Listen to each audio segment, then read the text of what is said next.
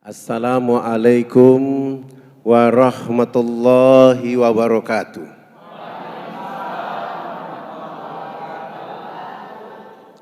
Innal hamdalillah nahmaduhu wa nasta'inuhu wa nastaghfiruhu wa na'udzu billahi min sururi anfusina wa min sayyiati a'malina may yahdihillahu fala mudhillalah wa may yudlil fala hadiyalah. Asyhadu an la ilaha illallah wa asyhadu anna Muhammadan abduhu wa rasul. Allahumma salli wa sallim wa barik ala Muhammad wa ala alihi wa ashabihi ajmain. Puji syukur selalu memuji Allah oleh karena tidak ada yang berjanji untuk bertemu, berkumpul, berjumpa, bersilaturahmi di tempat ini kecuali sudah menjadi rencana Allah Subhanahu wa taala. Alhamdulillah dengan rencana itulah Allah menggerakkan panitia, tim dakwah Solo menghadirkan kita berduyung-duyung duduk di majelis yang insya Allah diberkahi dan dimuliakan oleh Allah. Semoga duduknya Bapak Ibu di majelis ini seperti sedang berada di dipan-dipan surga Allah Subhanahu wa taala. Salam tering salawat kepada Rasulullah Muhammad sallallahu alaihi wasallam, keluarganya, sahabatnya, tabi'in, tabi'id, dan pada akhirnya sampai pada kita semua. Bapak Ibu hadirin saudara-saudaraku yang dimuliakan oleh Allah Subhanahu wa taala.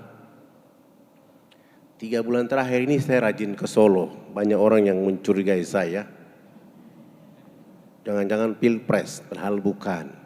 Kesini bersilaturahmi. Supaya hubungan antara Irian dan Solo itu menjadi keluarga besar. Sebelum saya mulai, saya mau tanya Bapak Ibu di ruangan ini. Ini orang Indonesia semua?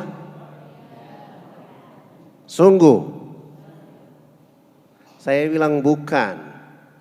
Orang Indonesia itu adalah orang yang pertama sholat subuh, pertama sholat duhur, pertama buka puasa, pertama sholat asar, pertama sholat maghrib, pertama sholat isya, pertama sholat jumat, pertama sholat idul fitri, idul adha, syuruk, duha, qiyamul lail. Siapa mereka? Orang yang rambutnya keriting, badannya hitam keling, mengawali kehidupan bangsa ini dengan Allahu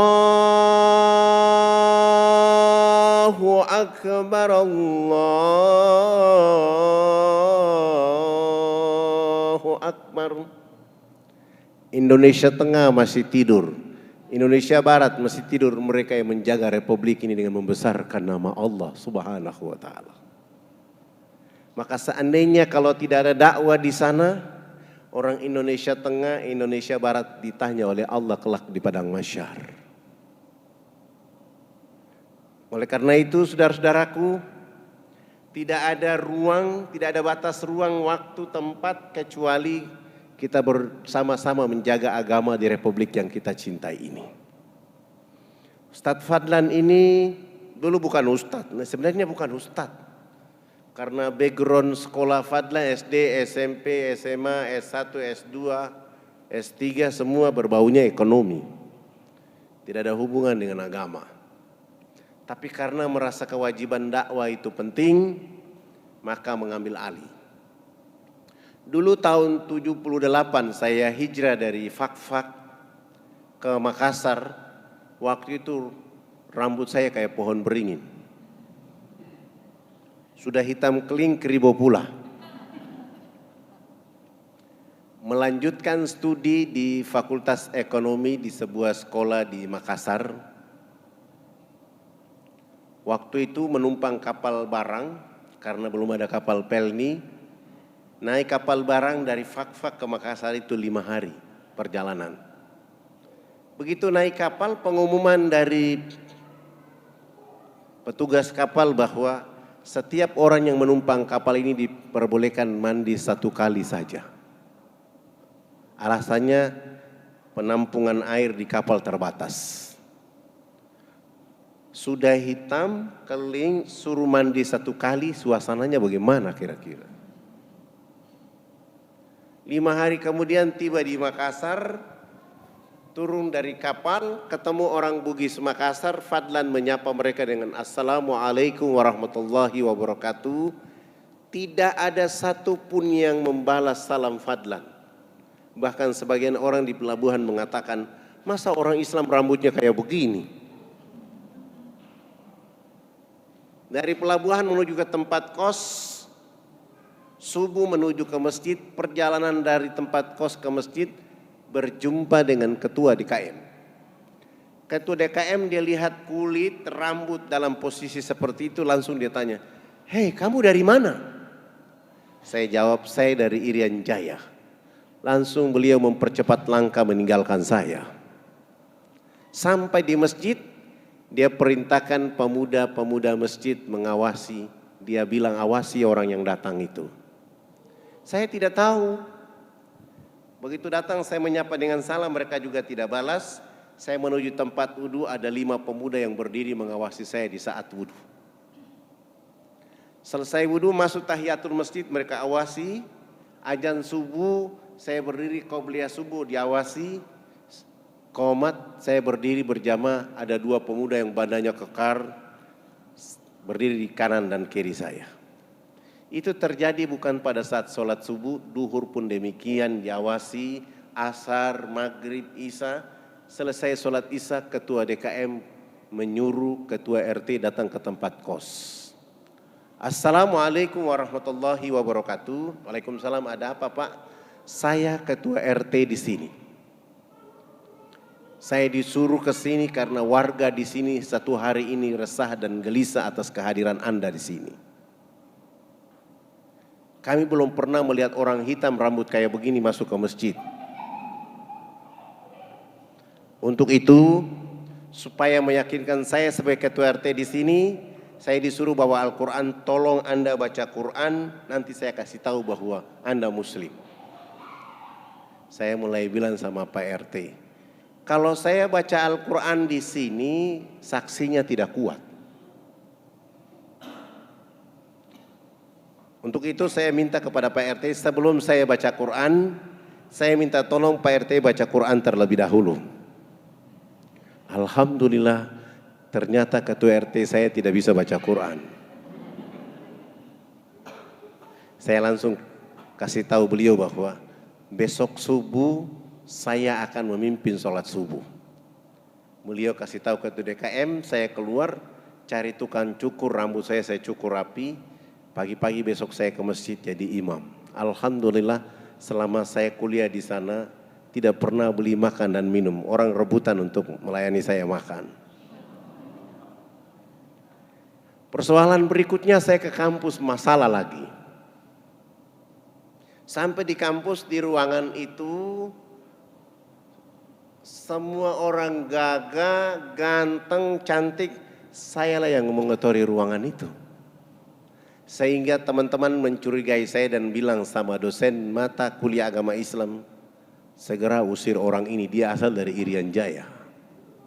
Saya tidak tahu, saya kebetulan duduk bagian tengah paling depan.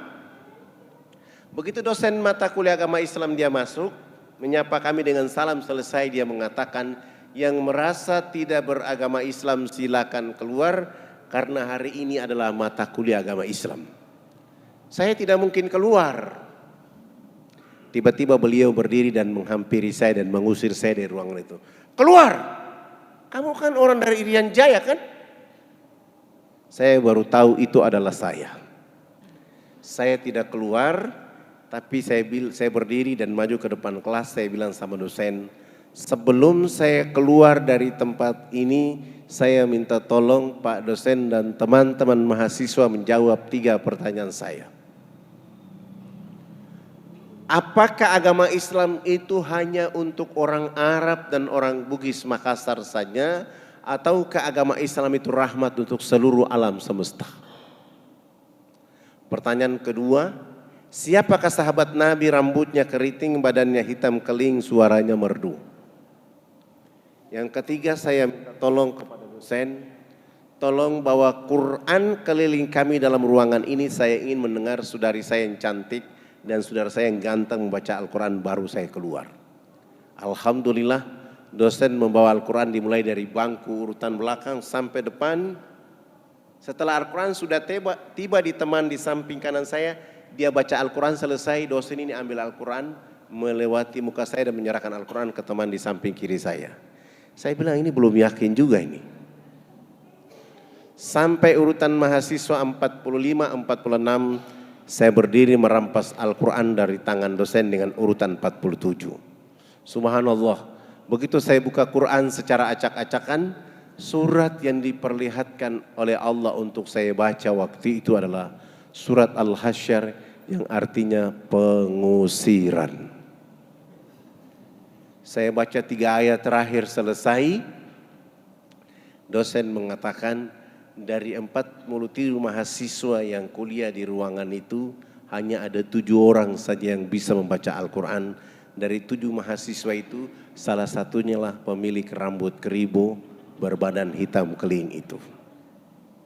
Saya memberanikan diri maju ke depan kelas, minta waktu ceramah. Setelah ceramah 1,5 jam selesai, dosen mengatakan, alhamdulillah hari ini mata kuliah agama Islam kita sudah diajarkan dosen dari Irian, maka itu fadlan hari ini Anda lulus dengan nilai A. Saya bilang alhamdulillah, ternyata rambut keribo hitam keling rahmat juga ya. Dosen tidak salah, mahasiswa tidak salah, masyarakat di Pelabuhan Makassar tidak salah, di tempat kos saya tidak salah, karena opini sudah terlanjur diopinikan di seluruh Indonesia bahwa kalau cerita orang Irian pasti Kristen, perang suku, koteka, tertinggal dan terbelakang.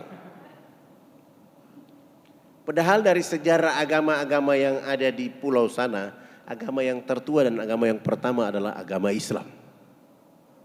Dari mana agama Islam pertama kali masuk ke sana? Dakwah dari Sultan Malikul Soleh dari Samudra Pasai mengutus dai-nya turun ke Fakfak pada tanggal 17 Juli 1214 Masehi, bertemu dengan kepala-kepala suku, mereka mendakwakan mereka dan menghasilkan dakwah itu, jadi mereka menjadi muslim. Alhamdulillah, dari perjalanan dakwah Samudra Pasai, Wali Songo masuk dengan membangun masjid pertama oleh Raden Fata, dan program berikutnya dilakukan oleh Sultan Hasanuddin dengan cara orang-orang Bugis datang ke Fakfak menikah dengan anak kepala suku, lalu mereka membantu dakwah di sana. Alhamdulillah, hari ini Fakfak sendiri sudah 99% muslim. Papua Barat hampir 65% muslim. Papua yang tadi tidak ada hari ini sudah menuju 45, menuju 55%. Kita sedang berjuang supaya bisa mengambil 60%, maka kita akan mengumumkan Indonesia emas untuk dunia dari dakwah agama yang kita lakukan. Alhamdulillah, selesai kuliah langsung pulang ke Irian. Langsung jadi PNS, pegawai Nabi SAW.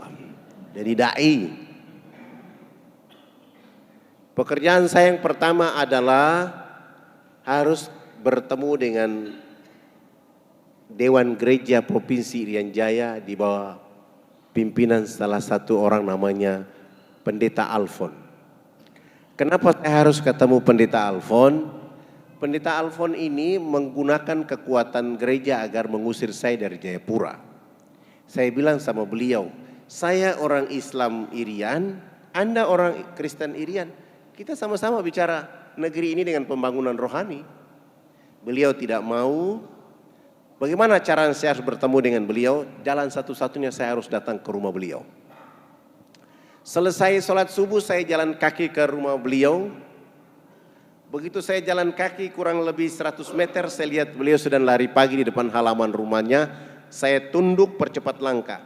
Ketika saya tunduk mempercepat langkah, beliau lihat saya dan lari masuk ke dalam rumah, pintu rumahnya dia tutup. Saya menghampiri pintu rumah itu dan saya ketuk dari luar. Selamat pagi.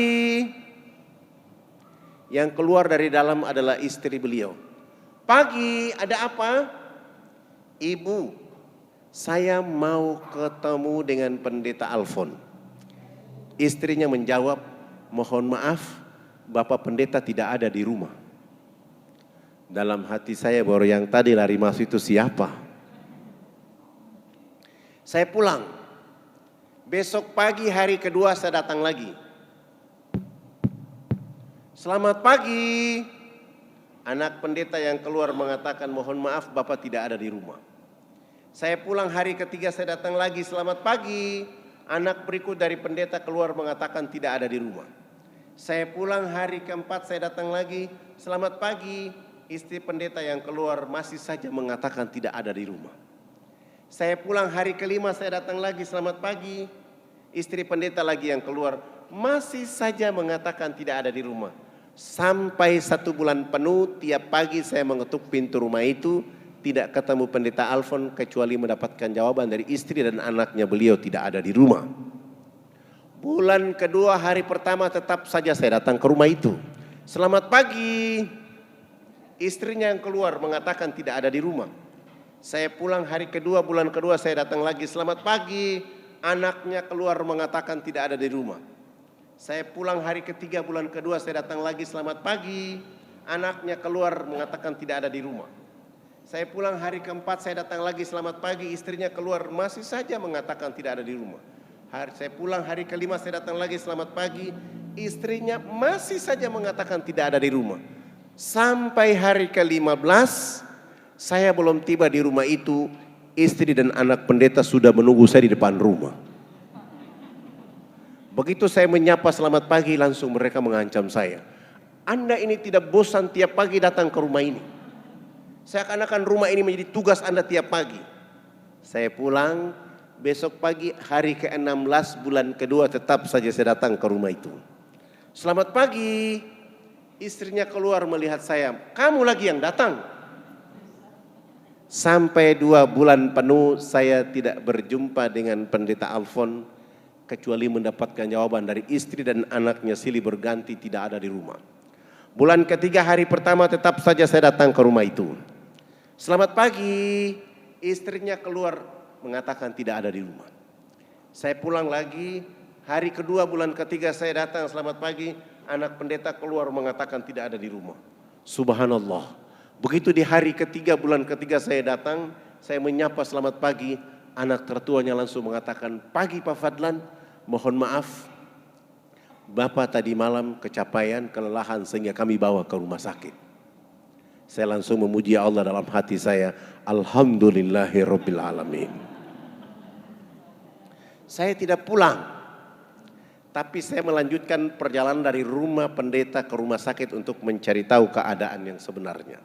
Sampai di rumah sakit saya tanya di bagian informasi, mereka membenarkan beliau masuk rumah sakit dan saya tanya ada di kamar berapa, mereka memberitahu saya ada di kamar nomor 48. Saya tidak langsung ke kamar itu, saya keluar dulu, ada orang jual buah-buahan di luar sana, saya beli dibungkus seperti parcel lalu saya bawa parcel ini menuju kamar nomor 48. Setiba saya di pintu kamar itu saya ketuk dari luar. Selamat pagi.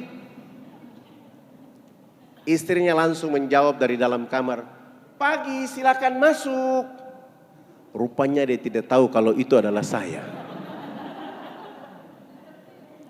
Begitu saya buka pintu pelan-pelan, saya angkat parcel, saya tutup wajah saya dan berjalan pelan-pelan. Saya lihat kaki istri pendeta lalu saya turunkan parcel. Selamat pagi Bunda. Dia tidak mungkin berbohong, saya sudah di dalam. Supaya dia tidak panik, saya mengatakan, saya dapat kabar bahwa abang jatuh sakit sehingga saya beli buah-buahan ini untuk beliau. Nanti kalau beliau bangun tidur sampaikan salam hormat bahwa tadi Fadlan dari sini.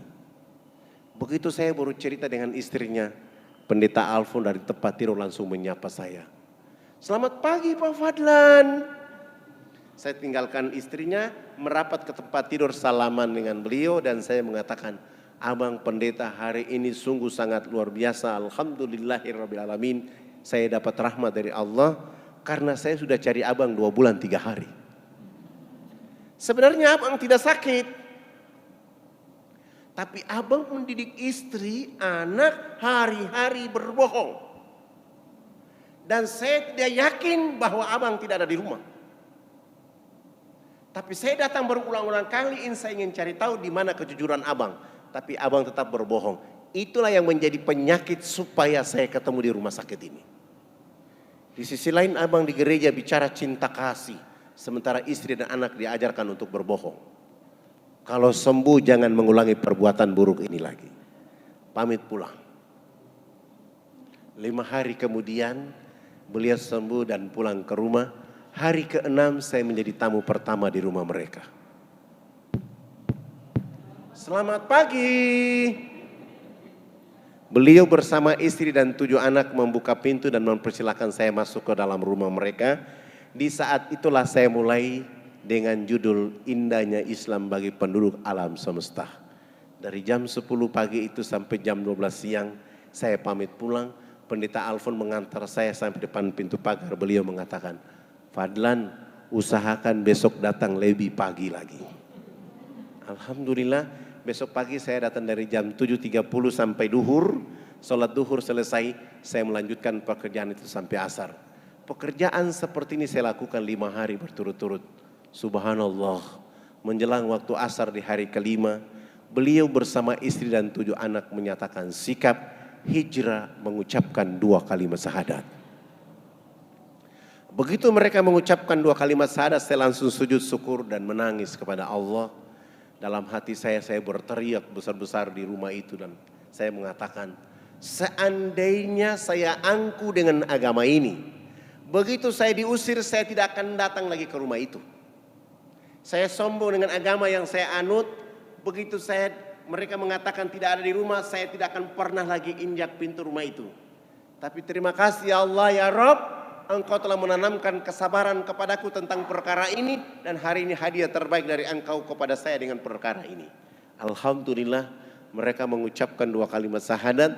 Saya ada sedikit tabungan, sewa rumah yang lebih besar. Saya pindahkan keluarga itu dengan tujuan menuntun mereka bisa baca Quran dan menuntun mereka untuk bisa sholat 5 waktu. Alhamdulillah hari Jumat saya ganti nama Alfon dengan nama Abu Sufyan. Hari Jumat beliau bersama anak laki-lakinya sudah mulai sholat Jumat di masjid. Asar sudah mulai sholat di masjid, maghrib sudah di masjid, isya, subuh sudah ke masjid. Begitu hari Minggu pagi, orang masih menunggu dia di tempat lamanya dari jam 6 pagi sampai jam 11 siang. Tidak mungkinlah Abu Sufyan ke sana karena sudah sholat Jumat, sudah takbir. Konsekuensi dari dakwah itu akhirnya Fadlan dicari, ditangkap. Tanpa proses BAP langsung dimasukkan nginap di penjara selama 3 bulan. Alhamdulillah. Setelah menikmati 3 bulan itu selesai keluar, saya bilang sama teman-teman dakwah tidak boleh berhenti. Kami mulai bergeser dari Jayapura ke kampung itu kurang lebih 179 km. Begitu kami sampai di sana, turun dari kendaraan saya menuju rumah kepala suku. Ternyata kepala suku berdiri di balik pintu rumah dengan tombak. Diangkat tombak itu jarak 7 meter kena di betis kaki kiri saya. Ketika saya menghindar, ternyata kena di betis kaki kiri saya dan saya terjatuh. Ketika saya terjatuh, Paradai ingin melakukan perlawanan dan saya mengatakan, kita kesini bukan berperang, kita kesini berdakwah. Dan tombak di betis kaki kiri ini adalah konsekuensinya dakwah. Jangankan Fadlan, nabimu Rasul Muhammad sallallahu alaihi wasallam datang ke Taif dilempar sampai tumitnya berdarah-darah. Apalagi artinya Fadlan. Tugas kalian bukan melawan mereka, tetapi mencabut tombak dari betis kaki kiri saya. Alhamdulillah mereka cabut tombak dari betis kaki kiri saya. Saya dilarikan ke rumah sakit. Harus tidur di rumah sakit selama 3 bulan. Setelah sembuh sehat walafiat, saya coba lari pagi, kaki saya sudah kuat dan saya bilang, tidak ada alasan lain kecuali kita kembali ke kampung itu lagi. Teman-teman mengatakan, Ustadz sudah dipanah di sana, sudah ditombak di sana, untuk apa kita ke sana? Saya mengatakan, jangan kamu bangun kebencian dengan manusia. Tugas kita berdakwah.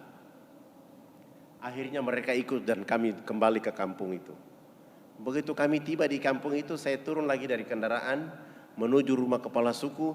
Anak tertua kepala suku ada di halaman rumah dan saya tanya, Abang, ada bapak kepala suku, anaknya mengatakan, minta maaf, bapak ada di rumah tapi sudah 2 minggu ini sakit, terserang penyakit malaria.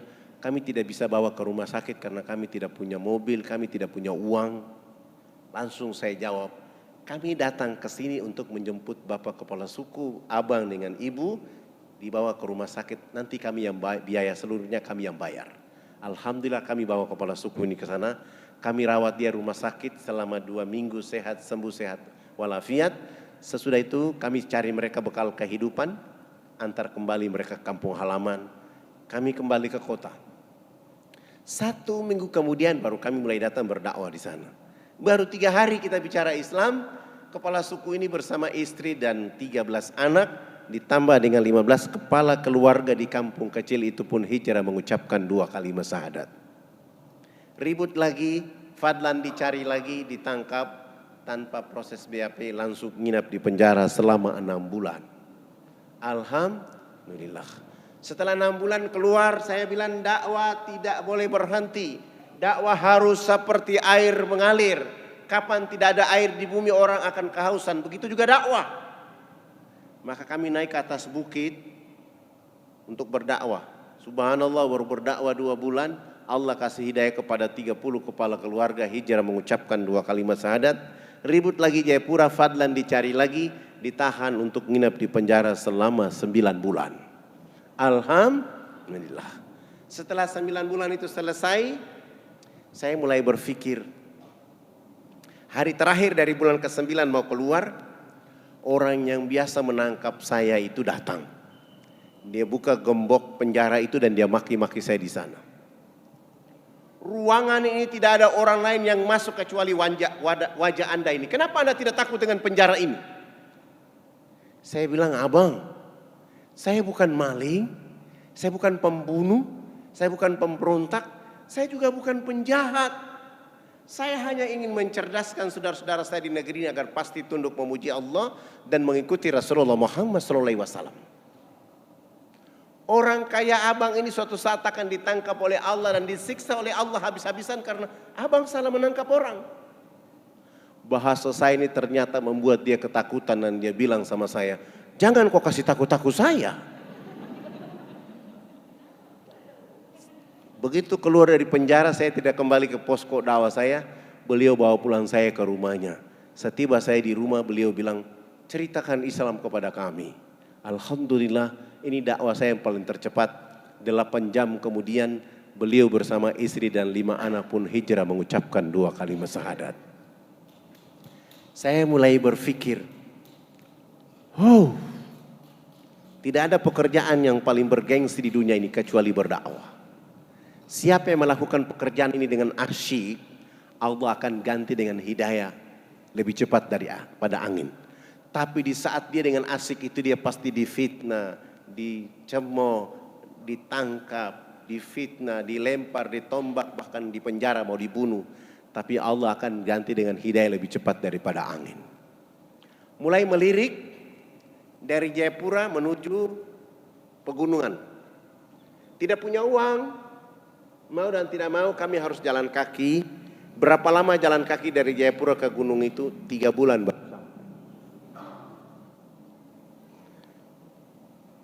Kami mencoba untuk jalan kaki. Baru jalan kaki 1 bulan di jalan, teman-teman saya itu betis kaki kiri kanannya sudah bengkak. Mereka mulai tidak kuat mengangkat kaki kanan dan kaki kiri. Mereka bilang, kalau kita memaksa diri sampai ke lokasi, kita belum berdakwah, kita sudah dibunuh orang karena energi tenaga kita sudah habis. Akhirnya kami kembali ke Jayapura. 2 bulan tidak ada dakwah. Bagaimana caranya bisa sampai ke lokasi itu? Saya menghadap kepala desa, nama-nama kami semua saya ganti. Yang nama Zainuddin saya ganti dengan nama Paulus. Yang nama Zainal Abidin saya ganti dengan nama Markus. Yang nama Abu Bakar saya ganti dengan nama Adolf. Yang nama Fadlan saya ganti dengan nama Leo. Dengan cara ini baru kami bisa menumpang pesawat misionaris. Begitu kami beli tiket, kami semua diterima dengan KTP palsu itu. Besok pagi mau terbang, sore hari sudah menyiapkan modal sabun mandi 7 karton, sampo 7 karton, odol sikat gigi 7 karton, dan pakaian layak pakai 7 karung. Mencoba untuk memulai dakwah. Alhamdulillah 45 menit kemudian pagi hari itu kami terbang, tiba di lokasi. Kami disambut oleh saudara-saudara kami di sana, tapi sayang mereka semua dalam keadaan tidak berbusana kecuali menggunakan cawat. Cawat itu bahasa kerennya koteka. Ketika melihat kondisi ini saya mulai bilang, kalau begitu 1 minggu pertama kita tidak berdakwah. Kita melakukan interaksi sosial dengan mereka, pendekatan dengan mereka. Begitu bermain dengan mereka, sudah akrab dengan mereka, sudah dekat dengan mereka, lalu saya tanya, kenapa sampai Bapak Ibu di sini berpakaian seperti ini? Disitulah saudara-saudara kita menjawab, kami dilarang tidak boleh pakai pakaian karena baju yang kami pakai ini menjadi pakaian termahal di dunia atas nama kebudayaan. Sudah pakai pakaian koteka seperti itu, mereka juga dilarang tidak boleh mandi. Boleh mandi tapi hanya melulurkan tubuh badan mereka dengan minyak atau lemak babi. Berdiri jarak 500 meter dari arah mata angin kita yang hancur. Bau ya tidak enak. Sudah dalam keadaan tertinggal, terbelakang, bau badan seperti itu. Orang asing bawa minuman keras masuk ke pedalaman. Kasih minum saudara-saudara kita di sana, mereka minum, mereka mabuk. Ada yang teler tidur di bawah pohon, ada yang di pinggir jalan. Ada ibu-ibu kita yang melahirkan di sana seperti binatang yang beranak di bawah pohon. Begitu bayinya keluar untuk memutuskan plasenta dengan bayi, mereka pakai ujung batu yang tajam. Sesudah itu ibu manusia dilarang untuk menyusui anaknya dengan air susu di sebelah kanan. Dia hanya boleh menete anak kandung dengan air susu di sebelah kiri, sementara air susu di sebelah kanan dipakai untuk menyusui anak babi. Ketika kami melihat keadaan itu, kami semua sujud dan menangis minta ampun. Dosa apa lagi kami hari ini? Saya langsung menjawab, tidak ada cara lain dan tidak ada agama lain yang bisa melakukan itu kecuali agama yang dibawa oleh Nabi Muhammad SAW. Dengan cara apa? Dakwah. Saya mentadaburi surat 16 ayat 125 surat An-Nahl. A'udzubillahi minasyaitonirrajim. Ud'u ila sabili rabbika bil hikmah wal mau'izatil hasanah wajadilhum billati hi ahsan. Minggu kedua dakwah dimulai. Kami coba bawa salah satu kepala adatnya, kepala sukunya, kami bawa dia ke sungai. Sampai di pinggir sungai saya bilang, Bapak, cawatnya dibuka dulu. Setelah beliau buka itu pakaian adatnya, beliau bersama kami langsung jebur masuk dalam sungai. Setelah itu naik, saya suruh dai berdiri depan dengan sabun, sampo, odol sikat gigi. Saya di belakang mereka dan kepala suku di samping kanan saya. Saya ambil satu sabun, saya kasih kepala suku dan saya bilang, Bapak kepala suku ikut gerakan kami. Kami gosok sabun di sebelah kanan, kepala suku ikut gosok sabun di sebelah kanan. Kami gosok sabun di sebelah kiri, kepala suku ikut gosok sabun di sebelah kiri. Tubuh badan kami sudah penuh dengan busa sabun. Saya ambil sabun dari tangan kepala suku, saya ganti dengan sampo 1 botol. Rambut jenis kami ini kalau belum kena air dengan sampo itu rambut tenang-tenang saja. Begitu kepala suku dia siram sampo di rambutnya, dia keramas, rambut keribu keriting itu dia mekar kayak bunga yang berkembang. Sehingga busa sampo itu makin tinggi, begitu makin tinggi jatuh kena hidung kepala suku. Kepala suku ini mencium bau harum dari sampo, langsung pergi tidak mau lagi bilas dengan air. Begitu dia jalan, para dai mulai mengatakan, Bapak kepala suku, harus disiram dengan air.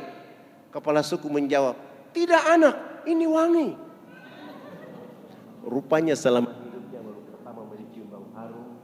Alhamdulillah kepala suku ini 6 hari berturut-turut mandi tidak pernah bilas dengan air. Di hari ke-6 bersama kami kembali jebur ke dalam sungai. Naik sama-sama gosok sabun, sampo. Kami yang lain kembali ke jebur dalam sungai untuk bilas. Kepala suku ini naik pasang koteka dan berjalan. Kelihatan busa berjalan kayak kuntilanak. Kena matahari, busa sampo itu kering, busa sabun itu kering. Kepala suku langsung ke kebun bekerja seperti biasa seorang petani. Jam 2 siang dia pulang dari kebun. Perjalanan pulang dari kebun ke rumah, Allah turunkan rahmat berupa hujan. Kena di tubuh badannya, busa sampo dan sabun yang tadi kering muncul kembali. Beliau gosok-gosok sampai hilang itu busa sampo dan sabun. Allah ganti dengan kesegaran jasmani. Kepala suku ini tiba di rumah, tidur dari jam 3 sore sampai jam 9 pagi hari berikutnya. Pagi-pagi kami sampai ke rumahnya, beliau bangun tidur langsung beliau mengatakan, "Anak, mandi yang benar itu yang anak ajarkan. Bapak kemarin dimandikan oleh Sang Pencipta sehingga Bapak tidur menjadi enak. Selama ini Bapak belum pernah tidur enak seperti tadi malam. Oh, bagaimana kalau pagi ini Bapak ikut mandi?" Dengan senang hati beliau ikut kami ke sungai, mandi, resmi bilas, naik. Beliau itu dari jam 10 pagi sampai jam 3 sore hari itu. Setelah dia bangun tidur, kampanye warga adat masyarakat beliau. Besok pagi yang berkumpul di lapangan dekat sungai sebanyak 3.712 orang. Laki, perempuan, tua, muda, besar, kecil untuk belajar mandi menggunakan sabun mandi yang kami bawa. Kami ajarkan mereka dari jam 8 pagi sampai jam 12 siang belum tuntas semuanya. Saya skorsing pelajaran mandi karena kami mau sholat duhur. 1 minggu sebelumnya kami sudah buat panggung di tengah lapangan itu menjadi tempat sholat kami. Saya bilang sama kepala suku, yang sudah mandi jangan pulang, yang belum mandi juga jangan pulang.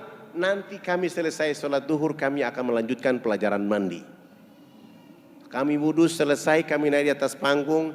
Yang sudah mandi maupun yang belum mandi mereka duduk di bawah panggung. Salah satu dai dia qomat dan saya takbir. Allahu Akbar. Teman-teman dai di belakang saya pun ikut takbir Allahu Akbar. Begitu kami takbir, yang sudah mandi maupun yang belum mandi yang duduk di bawah panggung semuanya serentak berdiri, berputar keliling panggung sholat dengan berlawanan arah jarum jam seakan-akan kami itu Ka'bah. Mereka tawaf. Apa yang mereka lakukan?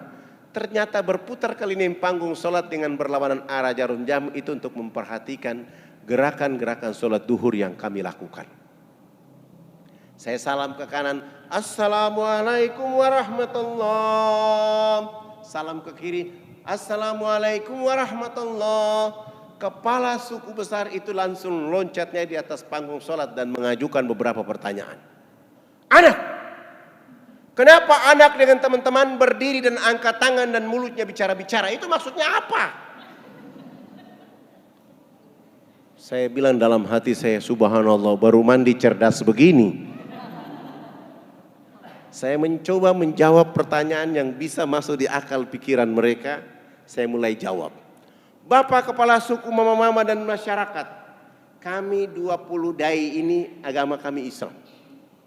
Dalam agama kami diperintahkan Tuhan Allah Sang Pencipta dalam 1 hari 5 kali menghadapnya di saat dan waktu yang ditentukan. Tadi kami berdiri mengangkat tangan, itu artinya kami menyerahkan sepenuhnya kami punya jiwa, kami punya raga, dan kami punya kehidupan ini kepada Tuhan Allah. Yang kami bicara-bicara adalah Allah Maha Besar.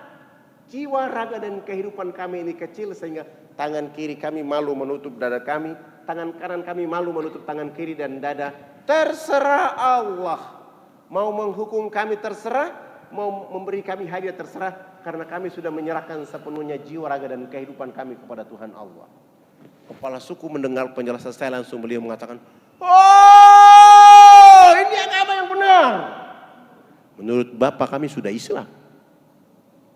Beliau mengajukan pertanyaan berikutnya. Tapi kenapa sesudah itu anak dengan teman-teman bongkok badan? Apa artinya bongkok badan? Kenapa ruku? Saya jawab, kami bongkok badan itu supaya kami melihat di bumi ada fasilitas yang dikasih oleh Allah. Pasir, tanah, batu, air, hewan, tumbuhan, semua itu pemberian Allah kepada manusia, dinikmati, dilindungi, karena masih ada manusia berikutnya. Oh, ini agama yang benar. Menurut Bapak kami sudah Islam. Tapi kenapa sesudah itu anak dengan teman-teman tunduk mencium papan itu? Apalagi artinya? Kenapa sujud? Saya jawab, kami tunduk mencium papan pertanda kami menangis atas dosa kejahatan yang kami lakukan di bumi, sehingga kami merendahkan kepala kami minta ampun. Kenapa kami lakukan itu? Sebentar kami mati nanti kami punya kulit, daging, tulang, darah akan dilebur kembali menjadi tanah. Sebelum dilebur kembali menjadi tanah, kami menyatukan telapak tangan, kepala, lutut dan kaki, tunduk menangis minta ampun kepada Dia Allah yang Maha Tinggi. Tapi kenapa sesudah itu anak dengan teman-teman lihat ke sebelah kanan mulutnya bicara-bicara, lihat ke sebelah kiri masih bicara-bicara? Salam dia bilang bicara-bicara. Saya jawab, kalau tadi kami mengangkat tangan dalam menyerahkan sepenuhnya jiwa raga kami bongkok badan untuk melihat apa yang diberikan oleh Allah. Sesudah itu minta ampun, selesai minta ampun kami lihat ke sebelah kanan. Kalau di tempat ini belum ada orang yang tahu mandi, tugas kami datang ke sini untuk mengajarkan orang bisa tahu mandi. Di tempat ini belum ada orang yang tahu berpakaian, tugas kami mencari pakaian dan menutup tubuh badannya. Ada yang lapar, tugas kami mencari makan. Ada yang sakit, tugas kami mencari obat. Sesudah itu melihat ke sebelah kiri, kalau di tempat ini belum ada mengenal Allah dan Rasulnya, kami hadir di sini memperkenalkan Allah dan Rasulnya kepada mereka. Begitu mendengar penjelasan saya, kepala suku besar itu langsung mengatakan, kalau begitu kamu semua ini turun duduk di bawah. Kami 20 dai turun bergabung dengan masyarakat di bawah. Kepala suku ini memanggil kepala-kepala suku lain naik di atas panggung. Bukan sholat tapi mereka rapat membahas kehadiran kami di sana. Setelah rapat selesai, kepala sukunya menyampaikan pengumuman. Hari ini kita senang karena anak-anak ini sudah datang mengajarkan agama yang benar. Dalam rapat adat kami sepakat bahwa kita semua masuk ke dalam agama anak-anak ini. Begitu mendengar kalimat itu kami 20 dai semua sujud syukur dan menangis kepada Allah. Malu karena tidak bawa apa-apa kecuali sabun, sampo, sikat gigi dan pakaian apa adanya untuk mereka. Menguatkan hati saya mulai membimbing mereka mengucapkan 2 kalimat syahadat. Setelah mereka mengucapkan 2 kalimat syahadat selesai, proyek berikut yang kami lakukan adalah mengganti nama-nama mereka. Yang nama Paulus kami ganti nama dengan Abdul Halim, Abdul Hakim, Zainal Abidin, Musa, Ibrahim, Abu Bakar, Abdul Rahim. Dan itu nama-nama yang paling cocok jika orang Irian masuk Islam. Sangat lucu kalau dia masuk Islam badannya hitam, rambutnya keriting dipanggil Suroso. Gak cocok. Atau dia masuk Islam rambutnya keriting, badannya hitam ini dipanggil Kang Asep. Tidak cocok. Tapi Zainal Abidin, Abdul Muthalib, nama-nama itu yang cocok untuk mereka. Setelah mengganti nama mereka, proyek berikut yang kami lakukan untuk mereka adalah melaksanakan hitanan massal mulai dari umur 7 bulan sampai umur 63 tahun.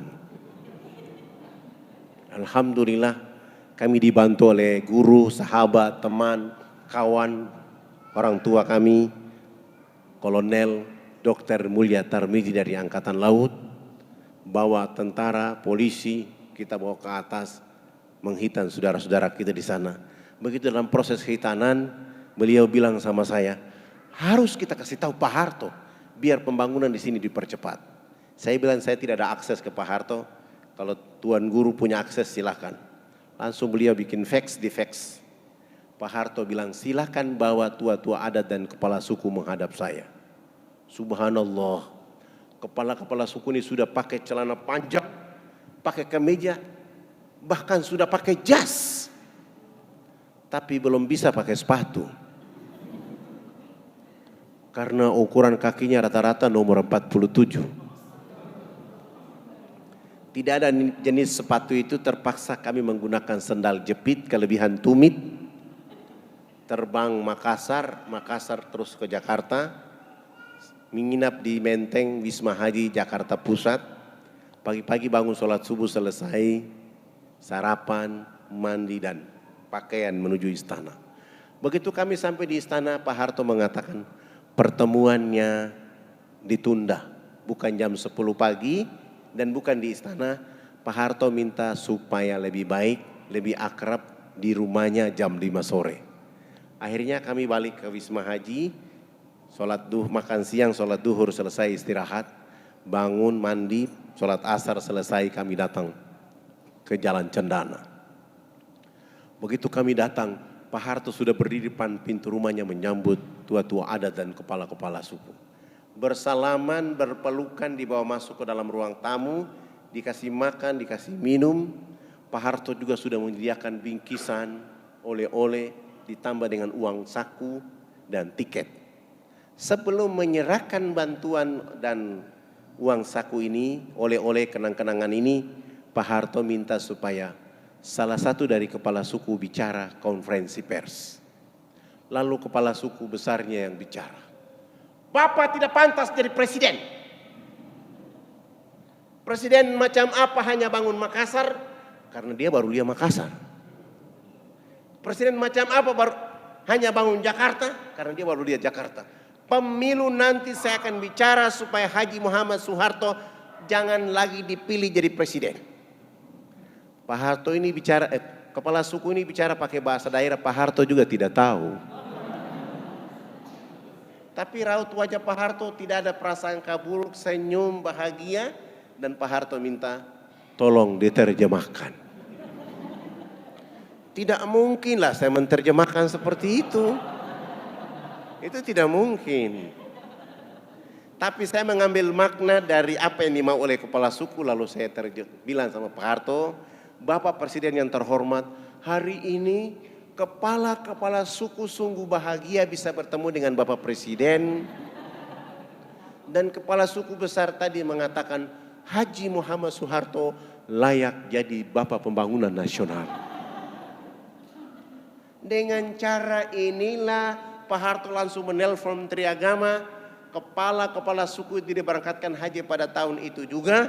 Dan Pak Harto minta kepada Menteri Agama setiap tahun orang-orang kepala suku ini yang masuk Islam melalui jalur AFKN, melalui jalur saya, mereka minimal 50 sampai 75 orang harus berangkat haji. Pak Harto juga menelpon Menteri Sosial, kami dibantu 917 unit rumah layak huni dengan program ABRI masuk desa. Dan Pak Harto juga menyumbang 1000 karung pakaian, 600 karton sabun, 600 karton sampo, 600 karton odol sikat gigi. Dan Pak Harto juga menyumbang 28 masjid. Dan dakwah dari Jakarta ke kampung sana tidak boleh menggunakan kapal laut, tapi menggunakan kapal pesawat Hercules dari Halim Perdana Kusumo dibawa ke sana. Anak-anak yang sudah syahadat dibawa keluar sekolah di Muhammadiyah Yogyakarta, Muhammadiyah Solo, Muhammadiyah Malang, Muhammadiyah Jakarta. Alhamdulillah Pak Harto sudah tidak ada, tetapi bukti dakwah dan menjaga NKRI-nya terbangun dari bawah ke atas, sehingga orang-orang di sana mulai merasakan bagaimana nilai setelah Pak Harto sudah tidak ada di bumi hari ini.